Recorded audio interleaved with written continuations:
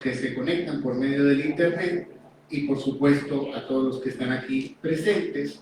Hoy vamos a hablar de un tema muy interesante, que pasó después de la resurrección de Cristo. ¿Por qué el Señor, después de haber sido torturado hasta la muerte, tenía que descender a las partes más profundas de la tierra? Jesús no fue al infierno como prisionero. Jesús descendió al infierno como invasor. No descendió para ser torturado. Descendió para quitar las llaves del infierno y la muerte que estaban en el poder de Satanás. Vamos a leer Mateo, capítulo 12, versos 38 y 40.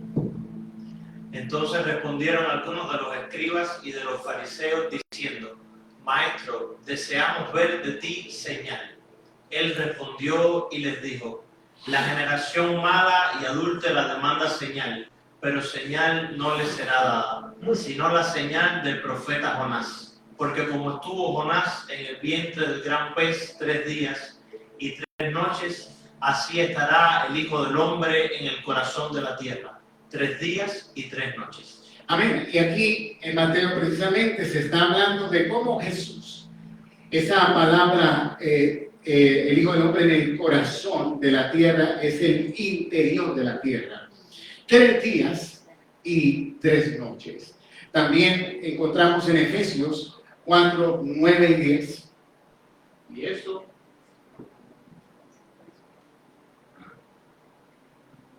¿Y eso de qué subió? ¿Qué es? Sino que también había descendido primero a las partes más bajas de la tierra. El que descendió es el mismo que también subió por encima de todos los cielos para llenarlo todo. De manera que aquí nos habla de que Jesús desciende a lo más profundo de la tierra. Es el mismo que ascendió a los cielos, pero primero descendió a lo más profundo. Primera de Pedro 3, 18 y 19. Porque también Cristo padeció una sola vez por los pecados, el justo por los injustos, para llevarnos a Dios, siendo la verdad muerto en la carne, pero vivificado en espíritu, en el cual también fue y predicó a los espíritus encarcelados. Él no fue a predicar salvación ahí en el lugar, en las profundidades de la tierra. La palabra predicó significa anunciar. Él vino a anunciar, o él descendió para anunciar libertad a los cautivos. Porque en el seno de Abraham habían 2 grupos. Unos que eran los que habían muerto sin creer y estaban en el lugar de tormento. Y estaban los santos del Antiguo Testamento, pero estaban cautivos también porque no podían salir de ese lugar. Estaban esperando al Redentor. Entonces, él vino para anunciar, no era una prédica, era para anunciar la libertad de los cautivos, la victoria sobre Satanás y sus demonios, quitándole las llaves del imperio de la muerte.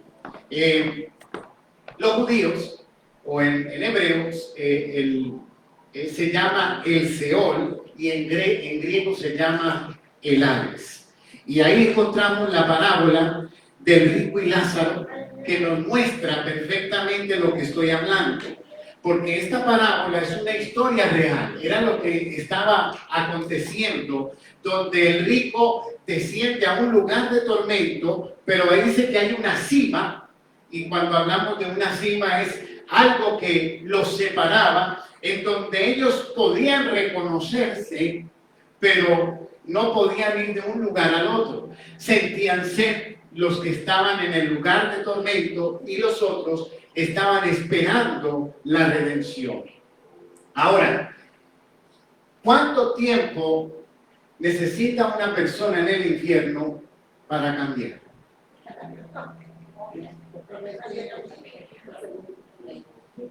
En un segundo en el infierno, el rico se volvió evangelista.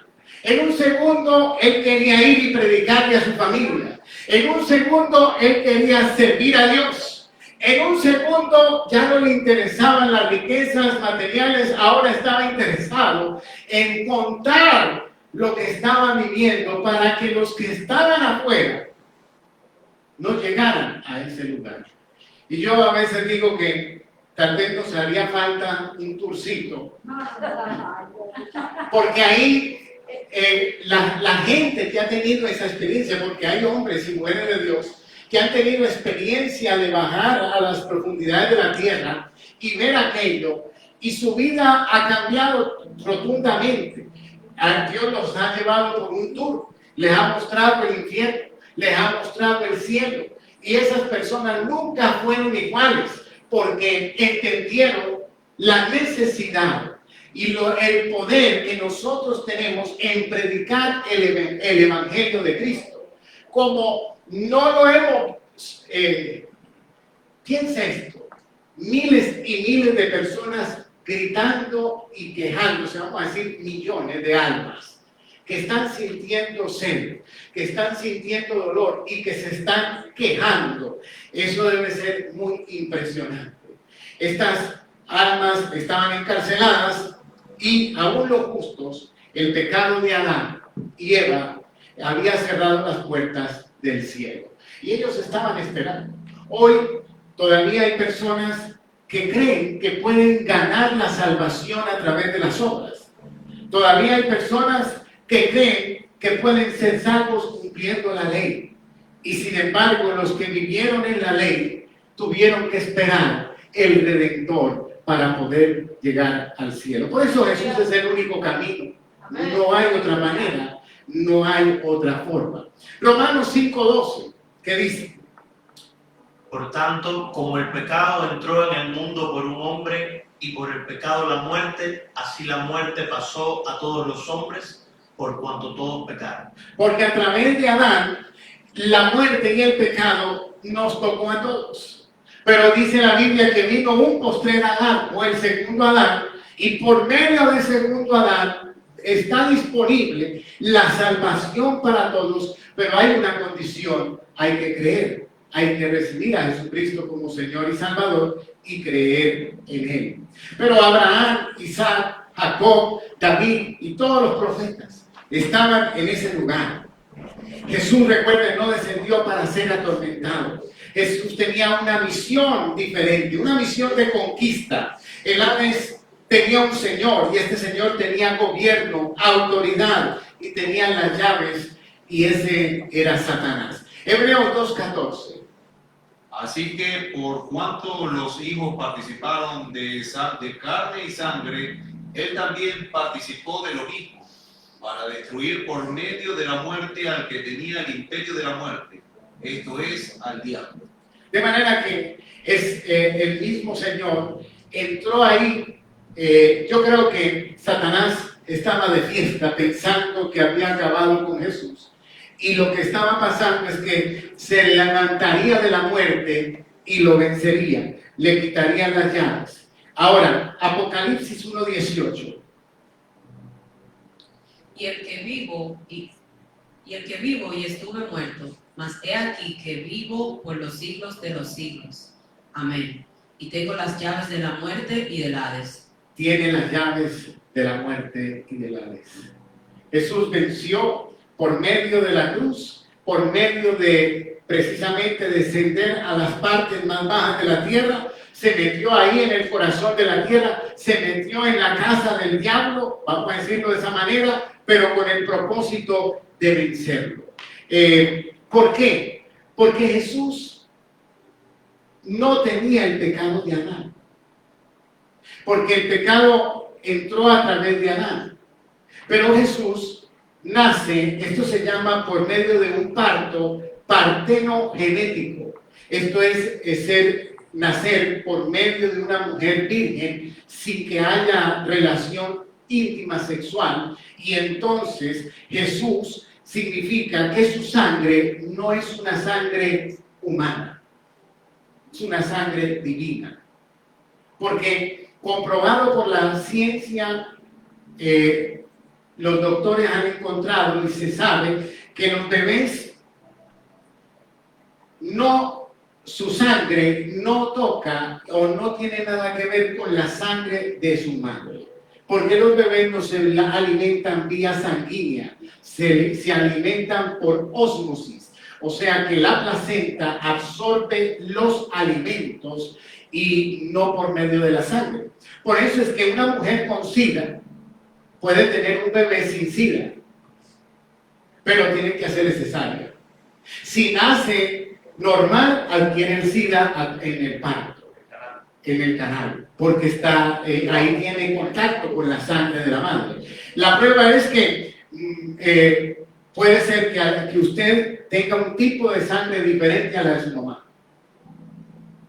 Por eso, la sangre de Jesús no era la sangre de María, pero tampoco era la sangre de José, porque vino el Espíritu Santo sobre María y a través del Espíritu de Dios fue que María concibió a Jesús. Entonces, ahí tenemos que Jesús no tiene el pecado de Adán. Pero dice la Biblia que fue tentado en todo, pero sin pecado. O sea que tampoco él pecó.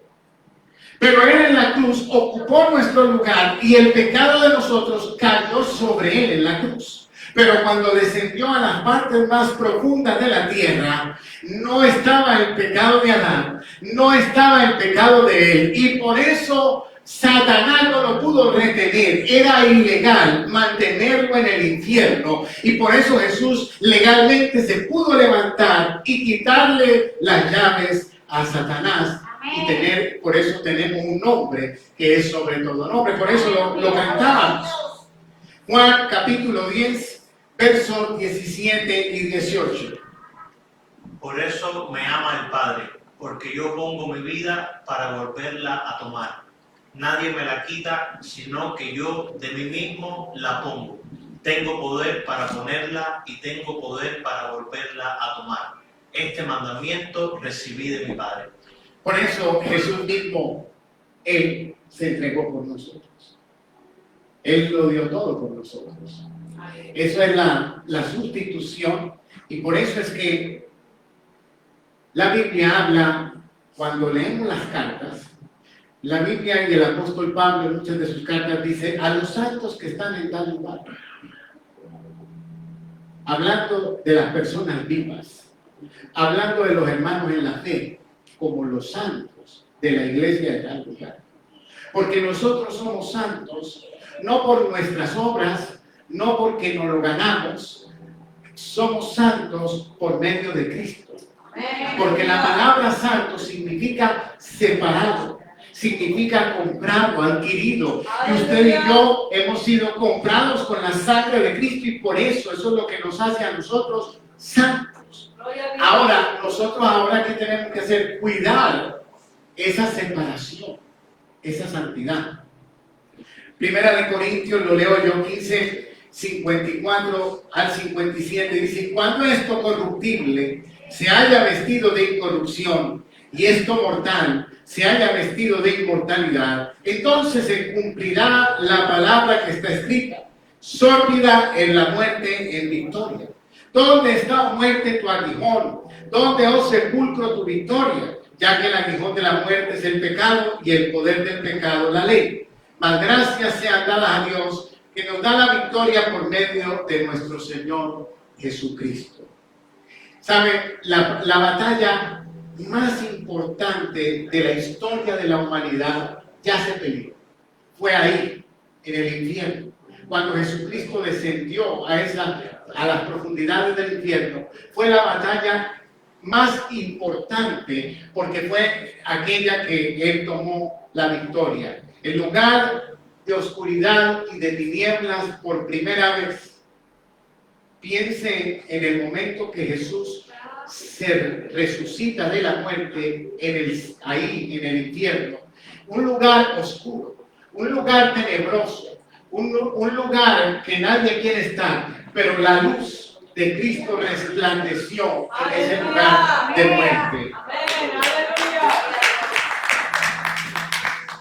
Ahora, Colosenses 2, 13, 14. Ese es Primera de Corintios, mira el que yo leí. Vamos a Colosenses, perdón. Pensé que no lo había puesto. Ahora sí. por favor. Y a vosotros, estando muertos en pecados y en la incircuncisión de vuestra carne, os dio vida juntamente con él, perdonándoos todos los pecados, anulando el acta de los decretos que había contra nosotros, que nos era contraria, quitándola de en medio y clavándola en la cruz. El acta de los decretos. El acta de los decretos, cada que una persona era metida en la cárcel, en la puerta de su celda se colocaba el acta de los decretos.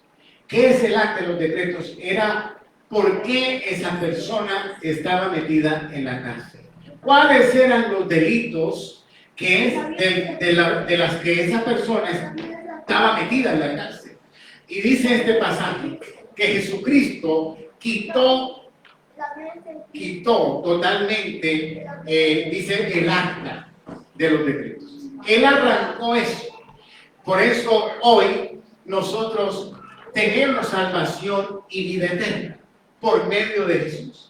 Porque Él quitó todo aquello que nos condenaba, todo aquello que nos señalaba, todo aquello que nos decía que no podíamos ser salvos. Él, por medio de la cruz, lo quitó, lo arrancó. Colosenses 2:15. Y despojando a los principados y a las potestades, los exhibió públicamente, triunfando sobre ellos en la cruz. Este es uno de los acontecimientos más importantes en el mundo espiritual. En los tiempos bíblicos, cuando un ejército conquistaba una ciudad o peleaba una batalla y ganaba, se llevaban los cautivos, o sea, eran aquellas personas que eran del pueblo que perdió, y entraban a su ciudad triunfando, como triunfadores, y la señal del triunfo eran todos esos cautivos que se convertían en esclavos, que venían ahí en la procesión como una señal de la victoria en esa guerra. Pues eso fue lo que pasó. Dice, y despojando a los principados y potestades, los exhibió públicamente, triunfando sobre ellos en la cruz. De manera que sabemos que hay un mundo espiritual. La Biblia habla precisamente de principados, potestades, gobernadores de las regiones celestes, demonios, ángeles caídos, y todo ese reino espiritual fueron testigos de que Jesús venció a Satanás y le quitó todas las armas. Satanás fue desnudado, lo exhibió públicamente. Legalmente hablando, lo que quiso decir es que Satanás se le quitaron las armas, se le quitaron las armas, quedó desnudo. Ay, cómo Satanás hoy sigue trabajando si Jesucristo le quitó todas las armas. ¿Alguien tiene idea? Mentira. Es el padre de la mentira limpia. A punta de mentira. Esas son. El arma más grande que tiene Satanás es la mentira, es el engaño. Y con ese es que nos trata de debilitar en la fe, de llevar al temor, de llevar a la duda, de desanimarnos, de acusarnos. Ahora, claro, otra cosa que nosotros le podemos dar a él es cuando nosotros nos apartamos del Señor, cuando nosotros pecamos. Entonces ahí es que usted le está dando legalidad a Satanás para que haga algo en contra suya. Pero por eso él también es el acusador. Y no solamente acusó a Job en el Antiguo Testamento, en el Nuevo Testamento acusó a Pedro, el Señor le dijo, Satanás te ha pedido para zarandearte, y eso es una acusación. Satanás pidió a Pedro para acusarlo.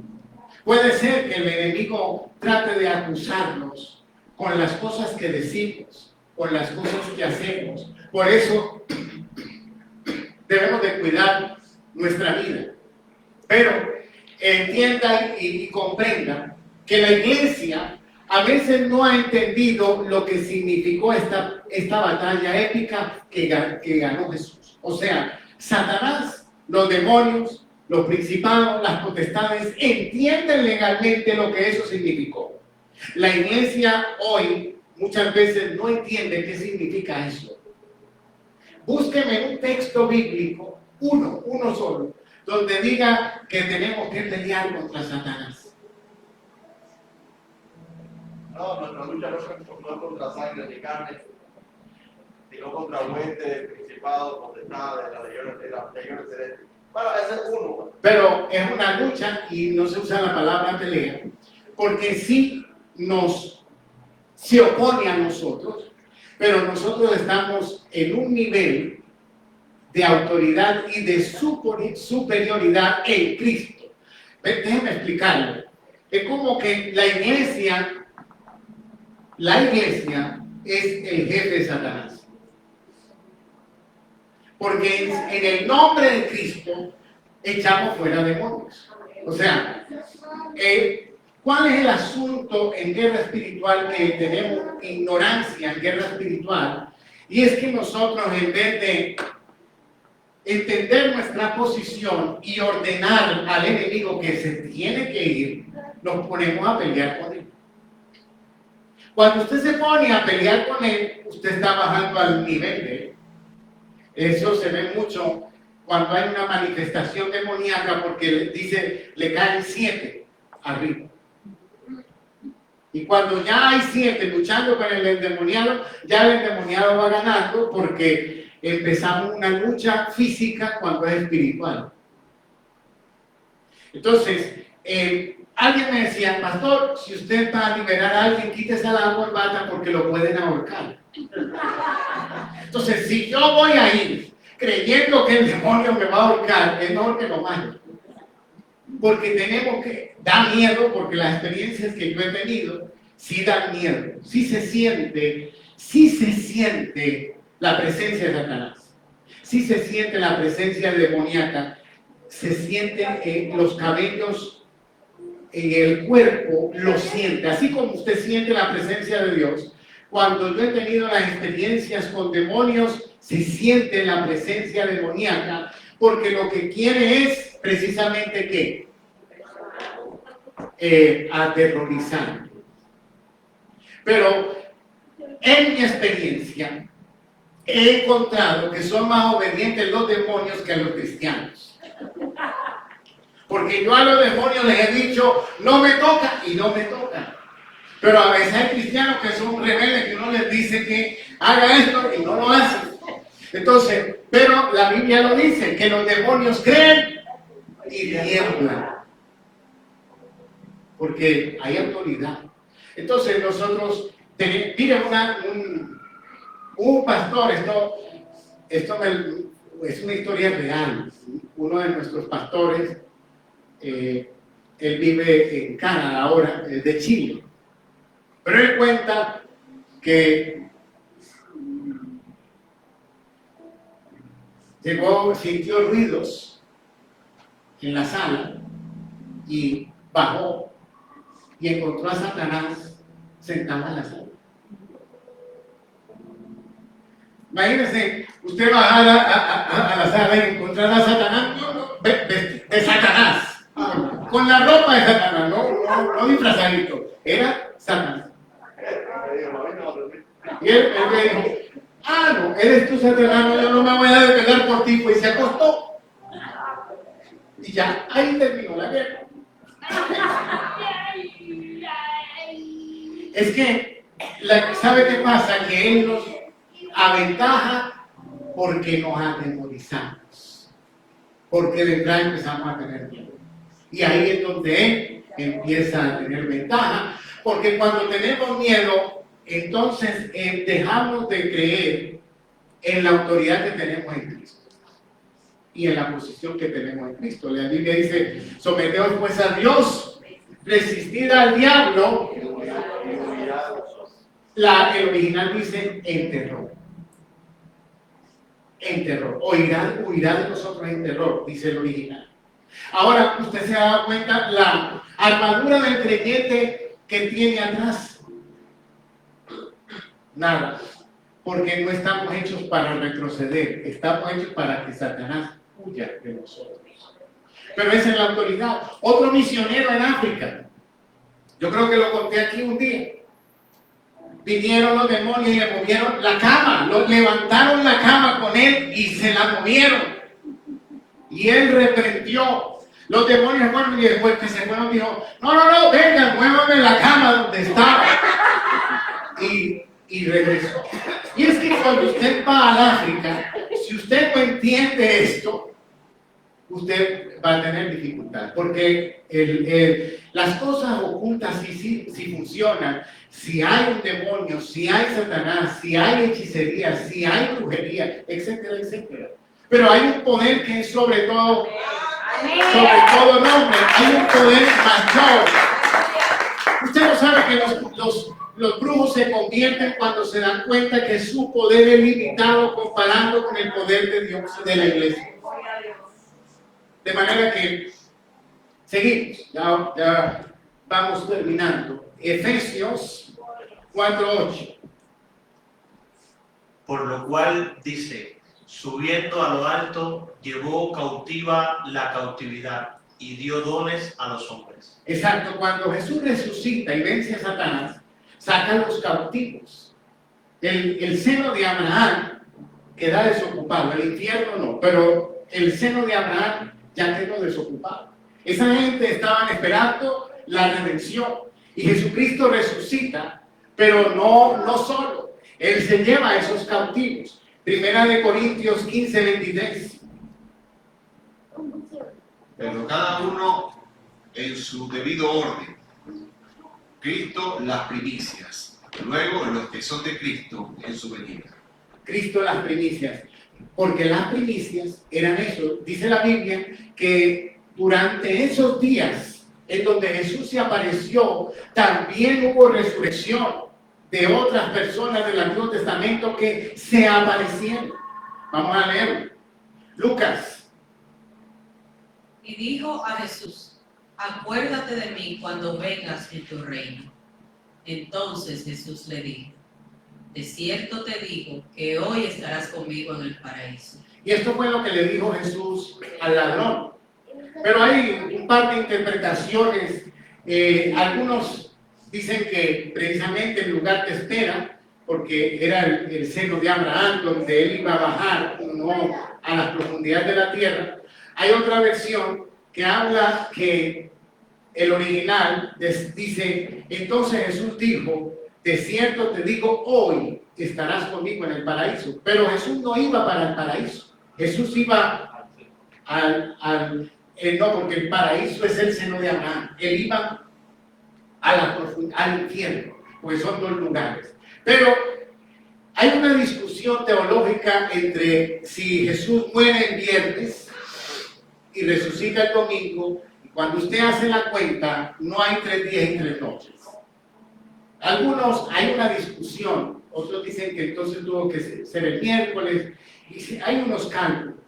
Pero yo le digo, en realidad, para mí, no es importante si fue el miércoles, el jueves o el viernes. Lo importante fue qué fue lo que pasó ahí en el infierno. Eso es lo que es importante. Venció a Satanás, le quitó la llave de la muerte y del Hades, y eso no sé si necesitó 1 hora o 3 días, como lo dice ahí, pero lo importante sí es que eso fue lo que sucedió cuando él descendió. Ahora, el Salmo 16:11 es un salmo mesiánico, profético, y Jesús empezó precisamente leyendo hoy el Salmo 16. Vamos a leerlo. Porque no dejarás mi alma en el Seol, ni permitirás que tu santo vea corrupción. Eso fue lo que pasó con Jesús. Mateo 27, 51 al 53.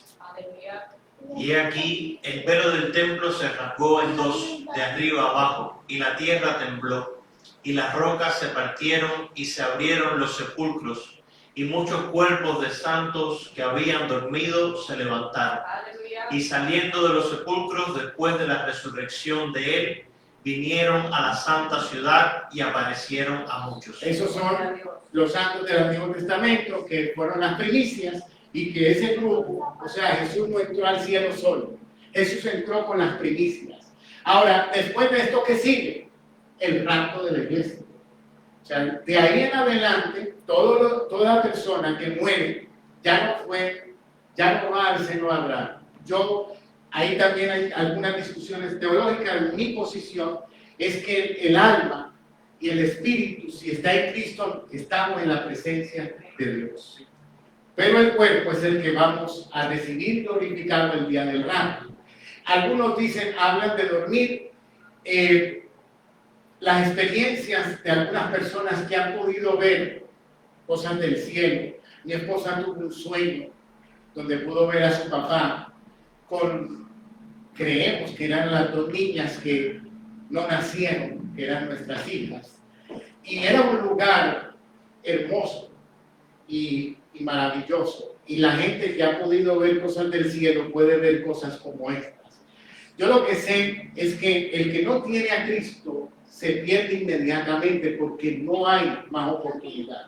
Ahora, el que tiene a Cristo, ya sea que duerma, como dicen algunos, yo personalmente pienso que estoy presente con el Señor, esperando la transformación. Al final vamos a hacer las preguntas, ya vamos terminando. Ahora, ¿cómo concluyo?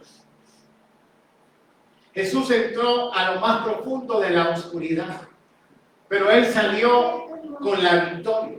Entonces, dejemos de vivir como prisioneros en la ansiedad, prisioneros de la depresión, de la negatividad, de la incredulidad, cuando tenemos un Cristo que ha vencido. Levantémonos, creamos, caminemos libremente en Cristo Jesús, porque eso es lo que Él peleó por nosotros. No podemos estar amedrentados, asustados, atemorizados, angustiados, cuando tenemos al príncipe de paz a favor nuestro. Cuando Él lo dio todo para que nosotros tengamos vida y vida en abundancia. Nosotros, este mundo va a pasar por muchas situaciones, guerras, rumores de guerra, terremotos y todo tipo de situaciones, pero confiemos que el Señor nunca nos va a dejar ni nunca nos va a abandonar. Y sabemos, porque eso es lo que pasa con la muerte, que para nosotros vea la muerte como el día de la graduación, porque eso es lo que es la muerte para el creyente. Salomón dijo que era mejor el día de la muerte que el día del nacimiento, y eso es verdad para los que tienen a Cristo. Para el que no tiene a Cristo, el día de la muerte es el peor día, porque se pierde. Ahora, le damos gracias al Señor en esta noche. Espero que usted ayúdeme a alguien con la computadora. Espero que usted haya sido bendecido y vamos a tener algunas preguntas.